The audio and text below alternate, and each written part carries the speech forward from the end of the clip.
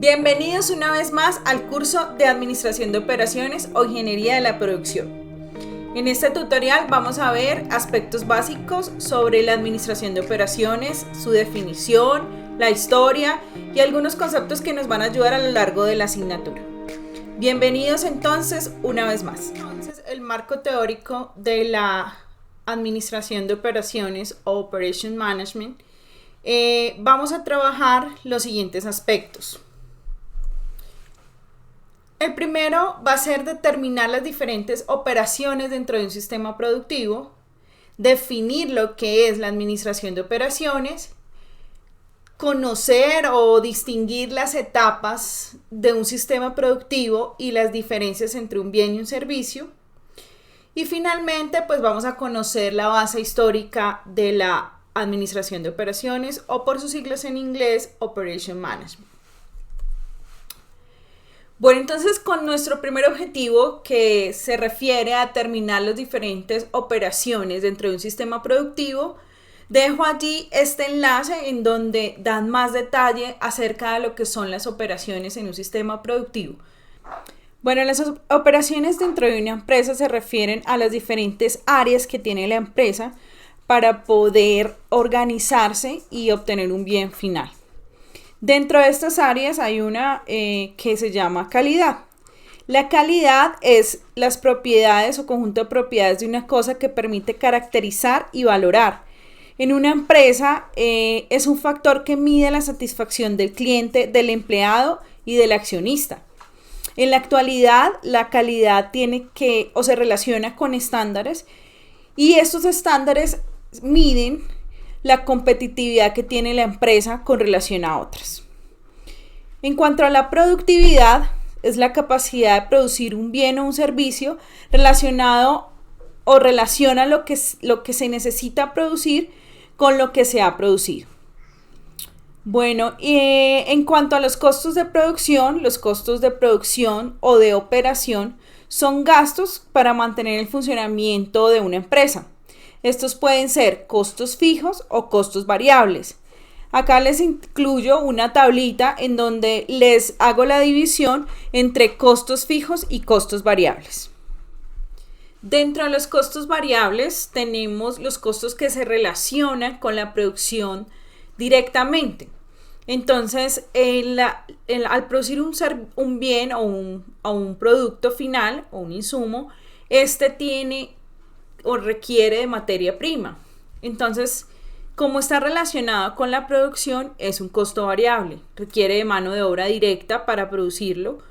Si producimos más mano de obra. Si producimos menos mano de obra. Por tanto, un costo variable de mano de obra, la que es directamente relacionada con esta producción. Supervisión, mantenimiento, servicios que estén relacionados con la producción, suministro, patentes, etc. En el grupo de costos fijos están los costos que no se relacionan directamente con la producción, o sea que son costos que se van a causar así yo no esté produciendo en determinado momento. Por ejemplo, los costos de mano de obra que no estén relacionados a la producción, secretarias, vigilantes, etc. En cuanto a costos de inversión, están gastos por seguros, financiaciones en bancos, depreciación de bienes, etc. Y los costos de venta y distribución que están asociados al marketing que se haga del producto. En cuanto al área de organización de recurso humano, esta está destinada al manejo del personal. En el departamento de recursos humanos se organiza, se dirigen, se coordinan y se estudian todas las actividades que este personal llegue a realizar dentro de una empresa. En cuanto a gestión de inventario, pues el área de gestión de inventario está relacionada al registro, la compra y salida de material, el flujo de entrada y salida de existencias de productos de una empresa. Esta área es bastante importante porque nos genera unos costos que pueden representar una cantidad o un porcentaje alto dentro de los costos de producción del bien. Finalmente, la programación de embarques y el mantenimiento se relaciona más con cierto tipo de empresas que tienen estas operaciones. Bueno, en el objetivo de definir la administración de operaciones también vamos a considerar el siguiente link, en donde nos dan como una introducción al tema de administración de operaciones y unas definiciones que nos pueden ayudar a aclarar. Bueno, las definiciones que vamos a considerar en este tutorial van a ser de dos autores, uno de Chase Quilano y el otro de Taufik Issawel. En el caso de Chase Quilano, él tiene dos definiciones. La primera en 1995, que nos habla sobre que la ingeniería de producción se define, o la administración de operaciones, como la administración de recursos necesarios para producir un bien o un servicio. En la segunda definición, un poco más elaborada en el 2004, dice que esta área se refiere al diseño, a la operación y la mejora para crear bienes o servicios dentro de un sistema productivo. Ambas definiciones nos indican que la administración de operaciones se da para administrar los recursos que van encaminados a crear un bien o un servicio, pero esos recursos no solamente deben de ser administrados, sino que deben de también ser operados y deben de tener un diseño y una mejora continua.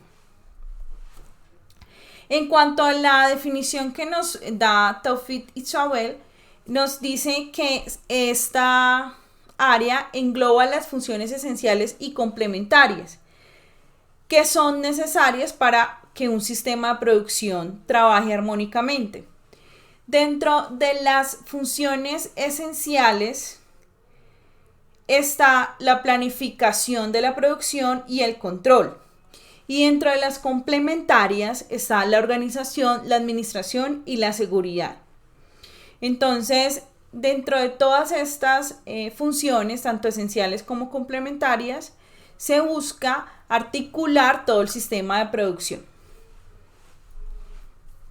Entonces lo invitamos a que usted realice su propia definición acerca de lo que entiende como administración de operaciones.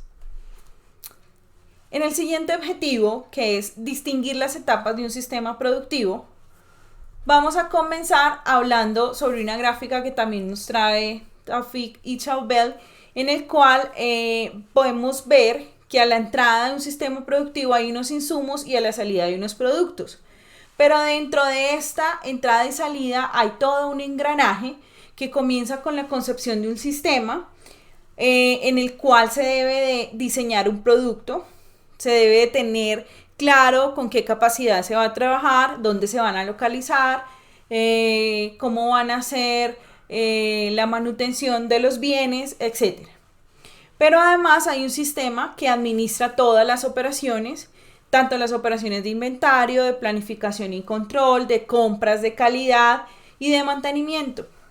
Entonces, estos dos engranajes se comunican a través de sistemas de información, a través del área de investigación y desarrollo y a través de un enfoque sistemático organizado que permite que se engrane para hacer un sistema de producción completo y eficaz.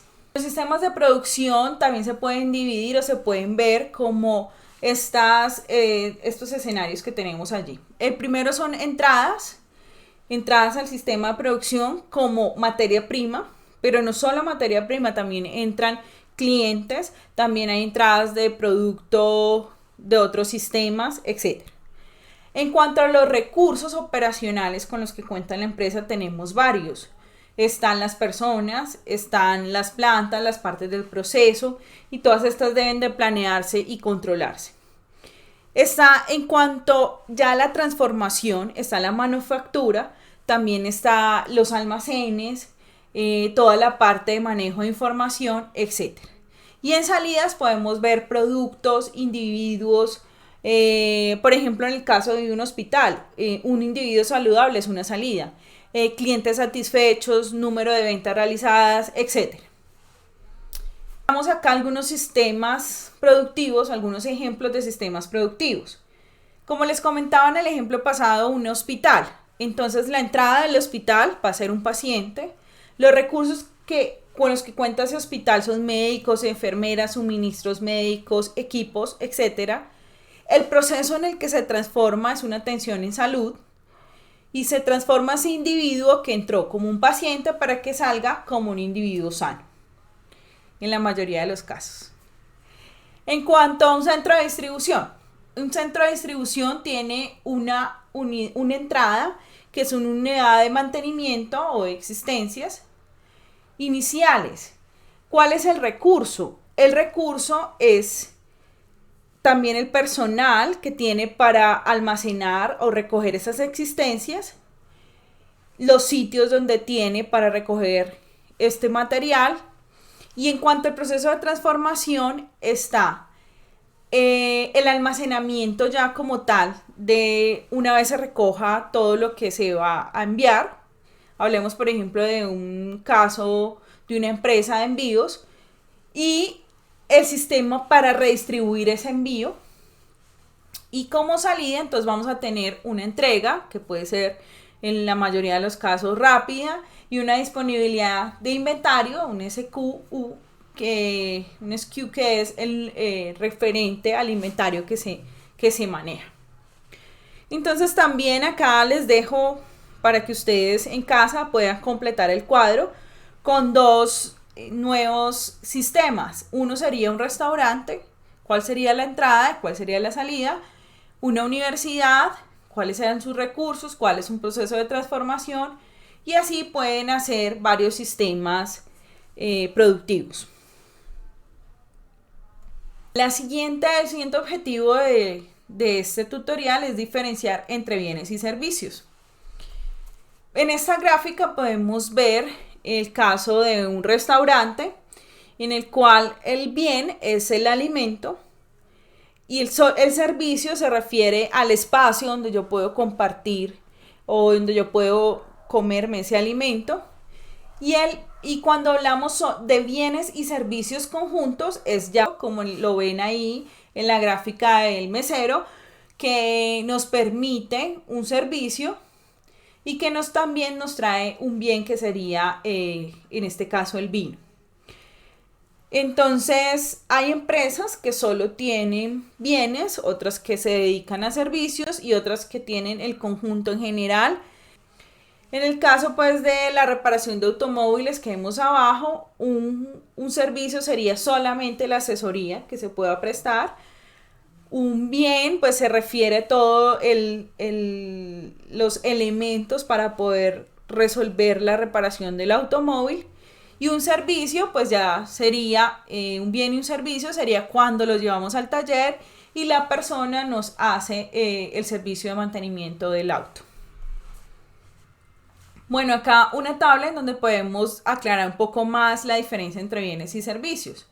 Un bien es algo tangible, es algo que termina siendo homogéneo. La producción y distribución es separada del consumo, es una cosa.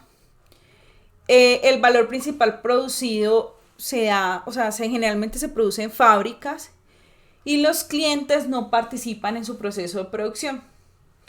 Puede ser mantenido almacenado en un stock de inventario y permite la transferencia de propiedad, o sea, se lo puedo pasar a otra persona. En cuanto a los servicios, son intangibles, pueden ser heterogéneos.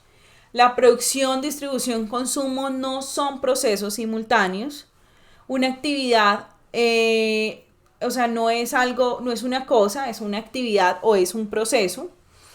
El valor principal producido en las interacciones se da en las interacciones entre comprador y vendedor y los clientes participan de la producción.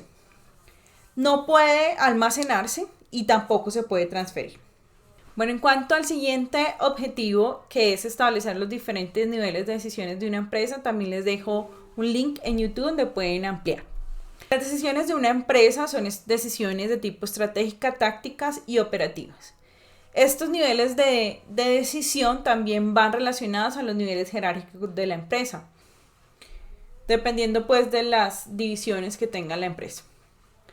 Bueno, las decisiones estratégicas centran su atención en el futuro de la organización, o sea, son a largo plazo.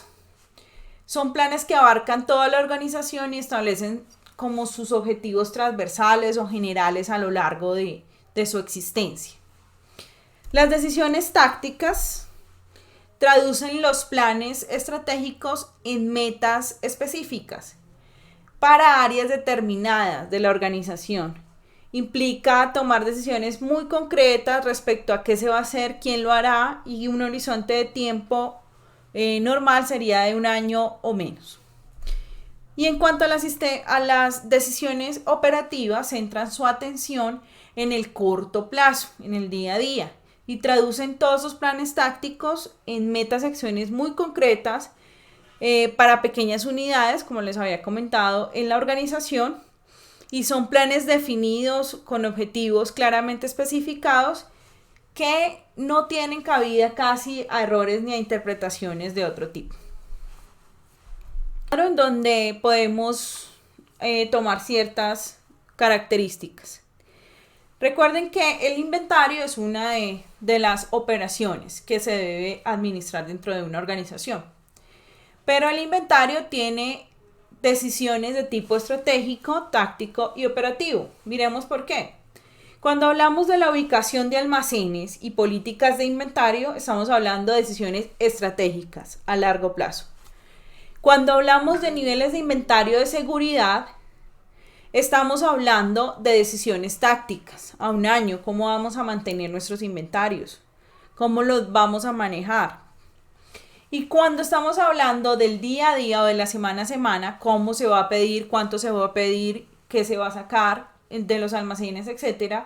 Estamos hablando de cantidades y tiempos de reabastecimiento, son decisiones a nivel operativo.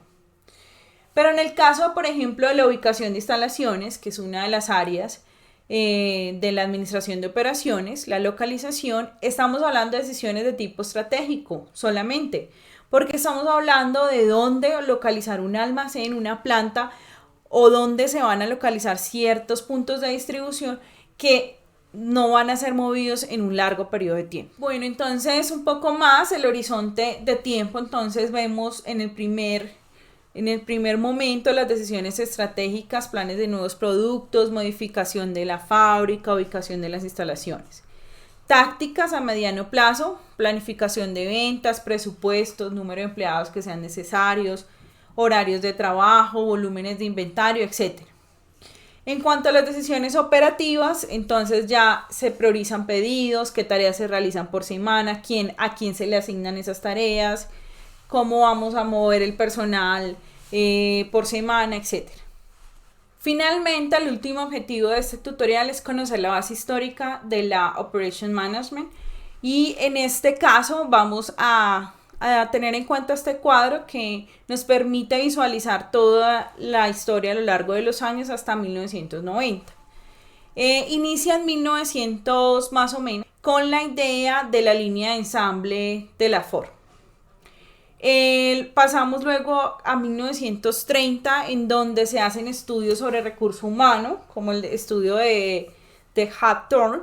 En 1940 ya sigue el tema todo de la Segunda Guerra Mundial, y entonces el avance de la investigación de operaciones relacionada pues al método Simplex, y esto pues nos permite la programación.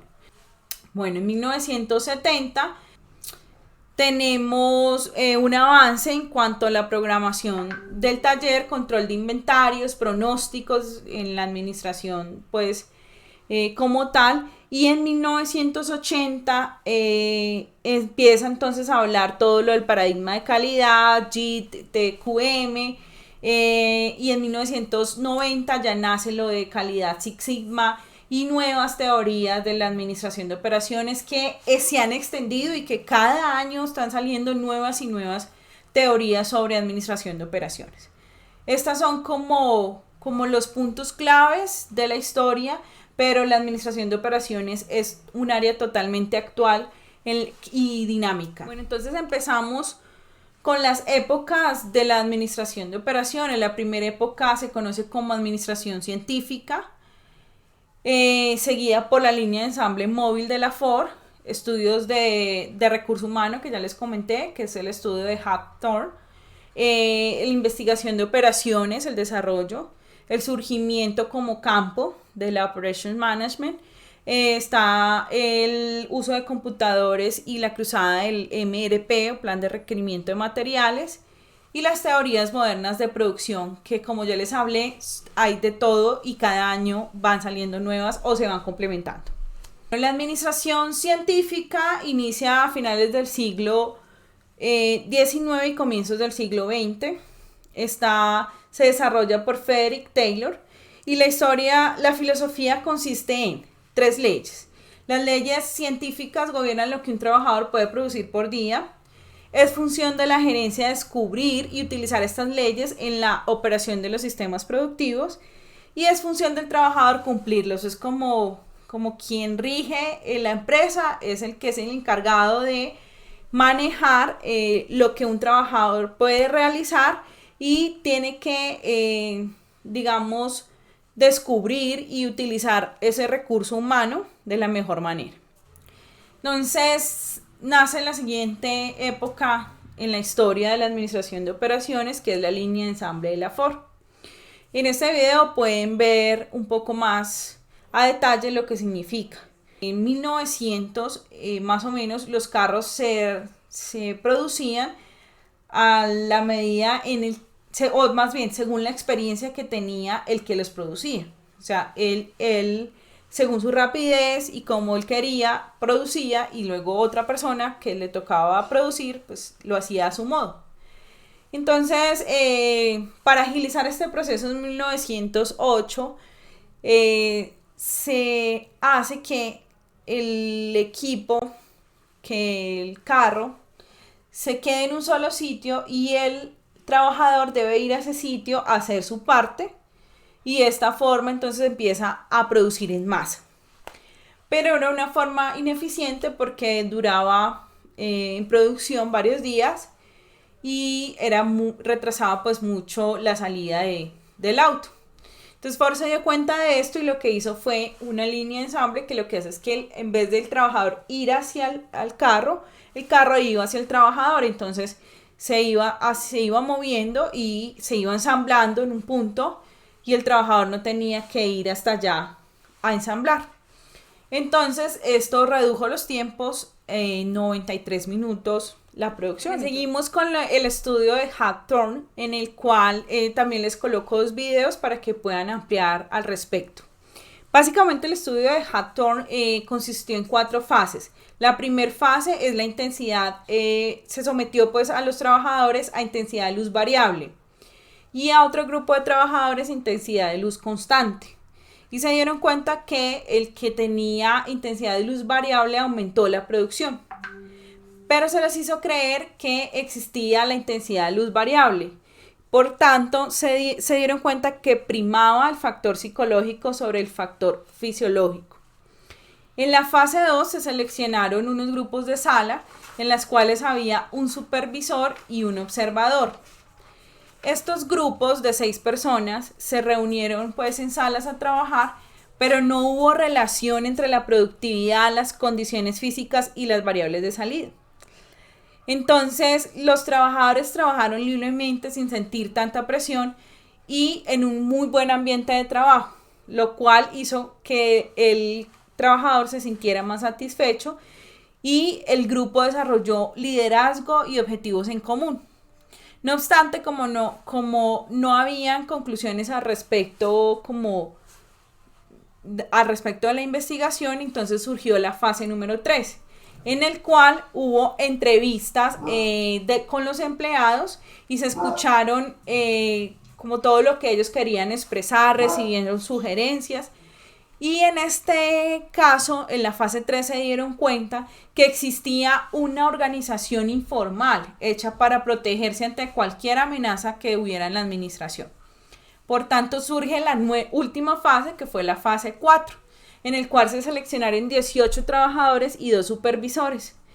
Y se constató que los trabajadores tenían artimañas para no elevar su nivel de producción y por tanto se concluyó una organización informal entre ellos. Las conclusiones de este estudio nos indican que el nivel de producción no depende de la capacidad física, que el grupo provoca cambios de comportamiento individual y que la capacidad social establece niveles de competencia y eficiencia en el trabajador. Finalmente, dentro del desarrollo de la administración de operaciones está la investigación de operaciones o el desarrollo también de esta área. Después de la Segunda Guerra Mundial, la cual actualmente también provee las herramientas cualitativas y cuantitativas para solucionar problemas de la administración de operaciones. Es una rama de las matemáticas que consiste en modelar y diseñar para solucionar problemas que abarquen la optimización de un proceso.